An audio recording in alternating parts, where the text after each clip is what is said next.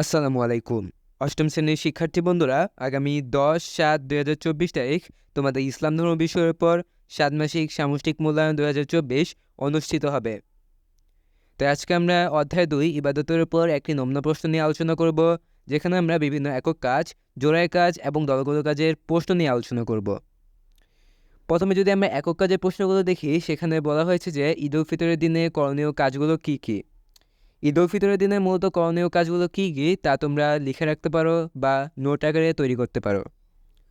দ্বিতীয় প্রশ্নে বলা হয়েছে ঈদ উল ফিতর বলতে কী বুঝো। তোমরা ঈদ উল ফিতর বলতে কী বুঝো তা লিখে রাখতে পারো। ৩ নম্বর প্রশ্নে বলা হয়েছে ঈদের আনন্দ উদযাপনে তুমি কী কী করো। ঈদের আনন্দ উদযাপনে তোমরা মূলত কী কী করো তা তোমরা নোট আকারে তৈরি করতে পারো বা লিখে রাখতে পারো।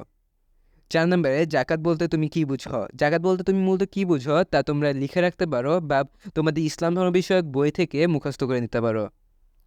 ৫ নম্বরের প্রশ্নে বলা হয়েছে হজ বলতে কী বুঝো, এবং ৬ নম্বর প্রশ্নে বলা হয়েছে হজের ফরজ কী কী। এই ছিল মূলত একক কাজের প্রশ্নগুলো। এখন যদি আমরা জোড়ায় কাজের প্রশ্নগুলো দেখি, সেখানে প্রথম প্রশ্নে বলা হয়েছে হজের ফজিলত সম্পর্কে জোড়ায় আলোচনা করো এবং বিশ্লেষণ করো। হজের ফজিলতগুলো কী কী এবং তার সম্পর্কে প্রথমে তোমরা জোড়ায় আলোচনা করবে, তারপর তা বিশ্লেষণ করবে। ২ নম্বর প্রশ্নে বলা হয়েছে হজের তাৎপর্য কী কী তা জোড়ায় আলোচনা করো এবং খাতায় লিখে রাখো। হজের তাৎপর্যগুলো কী কী তা তোমরা প্রথমে জোড়ায় আলোচনা করবে এবং তারপর তা এককভাবে খাতায় লিখে রাখবে। ৩ নম্বর প্রশ্নে বলা হয়েছে হজের নিষিদ্ধ কার্যাবলী কী কী তা জোড়ায় আলোচনা করো এবং খাতায় লিখে রাখো। হজের কিছু নিষিদ্ধ কার্যাবলী রয়েছে, তা তোমরা সবাই জানো, তা তোমরা প্রথমে জোড়ায় আলোচনা করবে এবং তারপর তা এককভাবে খাতায় লিখে রাখবে।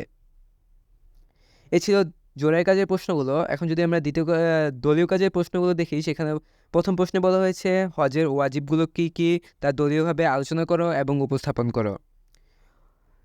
দ্বিতীয় প্রশ্নে বলা হয়েছে হজের গুরুত্ব নিয়ে দলীয়ভাবে আলোচনা করো এবং প্রতিবেদন তৈরি করো। হজের গুরুত্ব নিয়ে তোমাদের প্রথমে দলীয়ভাবে আলোচনা করতে হবে, তারপর তা নিয়ে একটি প্রতিবেদন তৈরি করতে হবে। এ ছিল মূলত আজকে নমুনা প্রশ্নের প্রশ্নগুলো। এরপরের ক্লাসে আমরা এই নমুনা প্রশ্নের প্রশ্নগুলোর উত্তর নিয়ে আলোচনা করব। সে পর্যন্ত সাথে থাকার জন্য আমন্ত্রণ জানিয়ে আজকের ক্লাসটি এখানেই শেষ করছি। আসসালামু আলাইকুম সবাইকে।